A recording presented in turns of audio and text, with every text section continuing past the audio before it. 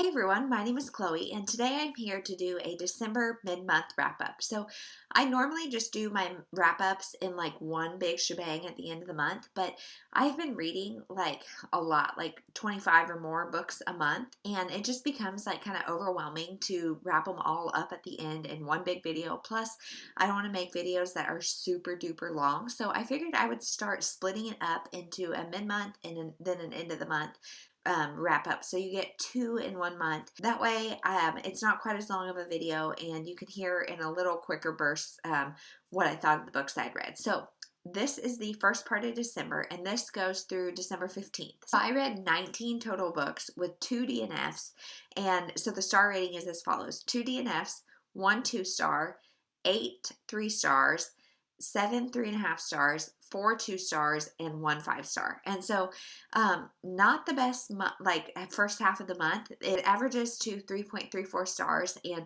for me a 3-star is very like meh. I'm probably not going to remember this very long. It was just okay. I wouldn't necessarily recommend it, but go for it if you want. And a 3.5 is like, this is better than average. So for most of them to be like leaning towards that meh is not great. But Goodreads, like the Goodreads average of all of those that I read is 3.87. So other people like them a lot more than I do. So maybe it's just me and I'm the minority on things. I don't really know. As far as publication year, I read one that was before 1990, one that was in the 1990s, one that was 2000 to 2009, 8 that were 2010 to 2014, 9 that were 2015 to 2019, and just one 2020 release. So 13 of them were from my shelf, and 8 were not on my shelf. And so I feel okay about that. Again, I'm still reading more off my shelf than not, but I really would like it to be like just a couple that aren't on my shelf. But anyway, I keep going to the dang library, and that I think is screwing me up because of the ones that aren't on my shelf, 5 were physical ones from the library, 1 was from Kindle Unlimited, and 2 were from Libby. So that is the stats of the first half of the month. I keep wanting to say the month, but let's just get into the books. As always, I'm going to go through these in the order that I read them, and I vlog everything. I'm kind of playing with the way I do my thumbnails, but I will always make sure to have every cover in the thumbnail of the vlog, so you can see if you want to find more about a specific book, just look at the vlog thumbnails, and you can find it there. I will link the whole vlog playlist down below so you can see it. And let's just get into them. So the month started with a DNF. It was Jewel by Brett Lott. This was about a family who has their 6th kid, I think, and the baby is born with Down syndrome, and it's the mother's relationship with this baby. But this is set in 1930s or 40s, I don't know, but the racism in this book was too much. Like, there was a lot of N-words being used, and it was just too much. It was, like, unpalatable to me. And this was an Oprah Book Club book, and I don't know what that means as far as if it gets better, but I just was so, like, ugh, I couldn't read it. I was not interested. The writing style also like made it very easy to put down, and I didn't want to spend the time with it. Then I read The Noel Diary by Richard Paul Evans, and this is a story about 2 people who come together and find this diary. He is going back to his mother's house because I think she has passed away, and she was like a hoarder kind of thing, so he's having to go through her house, and then this girl comes up, and she's like, hey, I think my mother may have stayed with your family when she was 17 and pregnant. And so they find this diary by this woman named Noel, and they both kind of like work together to put together the pieces of the past, and it's really good. I ended up giving that one 3.5 stars.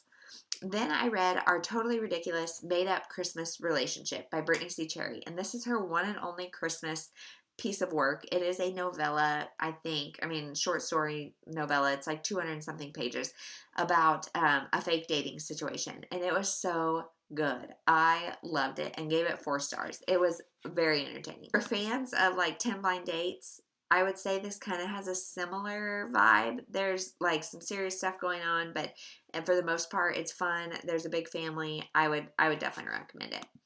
Then I read A Winter Dream by Richard Paul Evans, and I gave this one 4 stars. It's a retelling of Joseph and his coat of many colors from the Bible, but it's about this advertising family. They all work in their dad's advertising agency, and one of them gets in trouble, we'll say, and so the other one takes the rap, and all the brothers like try to get him to leave. So he leaves, he's treated terribly, etc., etc. But then karma steps in, I guess. I don't know. I really liked it, gave it 4 stars, would recommend. Then I read Home for Christmas by Nora Roberts, and this is kind of a short story novella. I gave it 3.5, but it was a low 3.5. It's just a second chance romance about this guy coming back to his hometown, trying to find this girl, etc. It was cute, but not very memorable.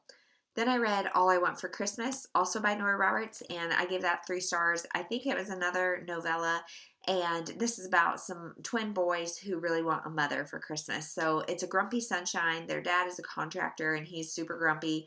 Then there's a new music teacher in this tiny town, and so she's Miss Sunshine, and they want her to be the mom. Then I read Gabriel's Angel by Nora Roberts.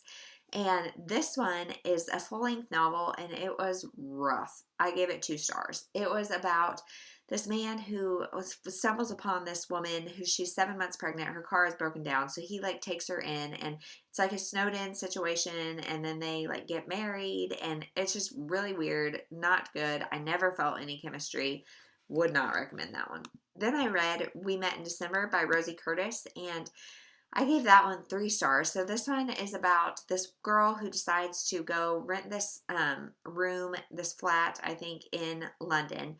And there is a guy that also lives there. Like, he's one of the roommates. And she has this instant attraction to him. And then she goes away and comes back. And he is, like, canoodling with this other girl. So she's like, okay, clearly friend zone is where we're at. But this guy has, like, a one who got away, the girl he's canoodling with, and then our main character who he is friends with, doesn't want anything more with, and yet gets like really jealous about. And he the whole time is saying he doesn't want a relationship, yet he's got like these 3 complicated situations with 3 women. And it's like, if you don't want a relationship, just like bow out of all of that. Like, just truthfully be friends. And so I never liked him, and so it was really hard to like ship the romance, and so I gave it 3 stars. Then I read I Heart Forever and I Heart Hawaii by Lindsay Kelk, which are books 7 and 8 in her I Heart series. And I Heart Forever might be like my favorite book of this series because it's in New York. It's just a lot of life happening. There's nothing like crazy over the top hijinksy. There's not a whole lot of Jenny, the friend that I don't like. And so then number 8, I Heart Hawaii, they go to Hawaii. It's back to the like crazy hijinks, a lot going on. So I gave I Heart Forever 3.5 stars and I Heart Hawaii 3 stars. Then I read Sisters by Raina Telgemeier, and this is a graphic novel, middle grade, about 2 sisters who are going on this road trip. And their parents' marriage is maybe rocky, I don't know, but it's their relationship as sisters and how they navigate that on this road trip. And I loved it. I love Raina Telgemeier's graphic novels, and so this one was no different. I gave it 5 stars. Then I read The Christmas Mystery by James Patterson, and this one is one of his book shots, I think is what it's called. They're like 140 pages, just short stories. And this one is about some paintings that go missing and frauds that are being sold.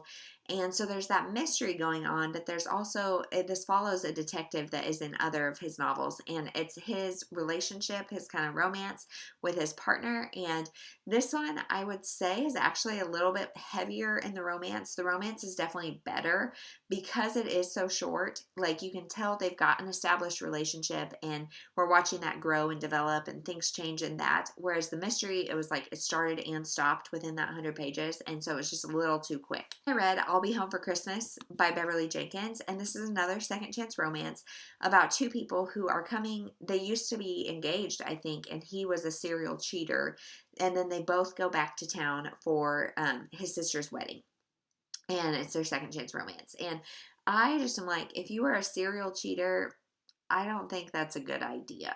And so I think that like made the buy-in kind of hard. It was also pretty quick, and so just 3 stars on that one. Then I read Paperback Crush by Gabrielle Moss. And this one is like the history of YA from the 70s, 80s. Well, really, it's like the history of YA, but it uses a lot of the references from the 80s and 90s, like the Babysitter's Club, Sweet Valley High, all of those kind of YA books that were so monumental to the development of YA, and I loved it. I am a little bit too young for some of the references, but some of them I got, but it definitely like built me a TBR of things I want to go back and read and see just how they stand up. And I just thought like the trends over time is so interesting, and I had a really good time with that book, and I gave it 3.5 stars. Then I read Postscript by Cecilia Ahern, and this is the sequel to P.S. I Love You. So this follows Holly, and it's 7 years after her husband has died, and now she goes on this podcast, and a bunch of people who are dying of terminal illnesses come to her and say like, hey, we want to leave some sort of memento for our family, just like your husband did for you. Will you help us? And so she goes back and forth and reluctantly agrees to do it. And so it's kind of her like reopening those wounds that, I mean, have never fully closed because it's the death of her husband, but reopening those wounds and grieving and moving on. And it's hopeful, it's sad, it's all the things. I gave it 3.5 stars and really enjoyed it. Then I read 8 Winter Nights, a family Hanukkah book, and that is by Laura Cross Melmed. And that's a kid's picture book. I used it for the Create Your Own Holiday Adventure prompt of a holiday that's not Christmas. And so I read that one. It was really quick. It's all in poetry. And if you don't know the Jewish traditions and things, the poetry won't make as much sense. There is like a long explanation in the back, and I almost suggest reading that first, so then you go through the poems and you can understand more what's going on and or explain it to kids. Then I read Christmas Eve at Friday Harbor by Lisa Kleypas, and this is the first in her Friday Harbor series. It is one of her contemporary novels, and this one is about this guy who has custody of his sister's daughter because his sister has passed away, and the little girl has gone selectively mute until they go into our main female character's toy shop, and the two of them form a connection. It's the romance. It's really, really sweet. Really a good introduction to the story, to the series, and I gave it 3.5 stars. And I read The House at the End of Hope Street by Mina Van Praag, and this is another one of my DNFs. So this is a magical realism kind of thing about a woman who goes into this house on Hope Street, and this house is for people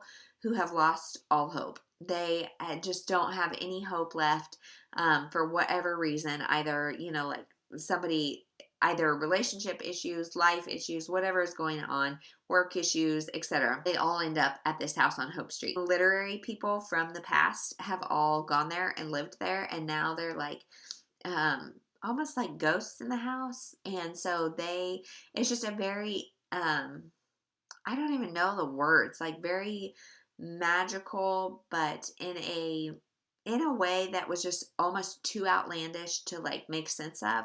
And for me, it just was not a writing style I enjoyed. I'm not huge on magical realism, so that one was kind of a miss for me. Then I read The First Husband by Laura Dave, and this is a very typical and almost like formulaic girl gets dumped by guy, she moves on, guy number 1 comes back, now there's an issue between her and guy number 2. It's just very kind of formulaic and kind of dull, so I gave that one 3 stars. Then I read The Children by Anne O'Leary, and I gave that one 3 stars as well. This one is just about a group of siblings. They're all like, it's mixed families of half siblings and that kind of stuff. And it's just about all of the siblings' interrelationships. There's a lot of like step sibling stuff going on. And it was really just a character study of the family. It was good, but again, nothing very memorable. And it was a much slower paced novel. Then the last one I'm going to talk about right now is The Season of Us by Holly Chamberlain, and I gave that 3.5 stars. And this is a Christmas book, I would say, about 3 generations of women. So the matriarch, the mother, the grandmother, call her what you will, she is grieving her husband, and she lives in a town with her son, and her son calls his sister and says like, hey, mom is not doing well. She's not her normal self. Can you come help, see if you can see what's going on with her? And so the woman and her daughter go to the grandma's house, and it's a very good exploration of just like that grief time and moving on. And the mother and daughter, or like the grandmother and mother, had kind of an estranged relationship. So they're really trying to heal that.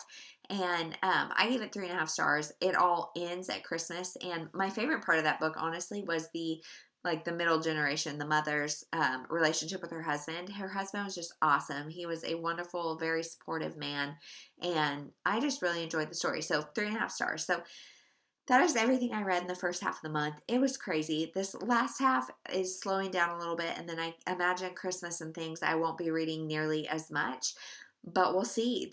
I'm on track right now to get 352 books this year, and that just mind blows me. So um, that's where we're at for the wrap up. So that is it. If you have read any of the books that I read, let me know. What was the best book you read in the beginning of December? Are you having like an exceptionally good December or winter? Like I feel like this winter I've just been on a tear, but I'm also doing the Create Your Own Holiday Adventure as well as 'Tis the Season-a-thon. So maybe the two readathons are why I'm reading so much. I don't really know, but that is it. Thank you for watching, and we'll talk to you in the next one.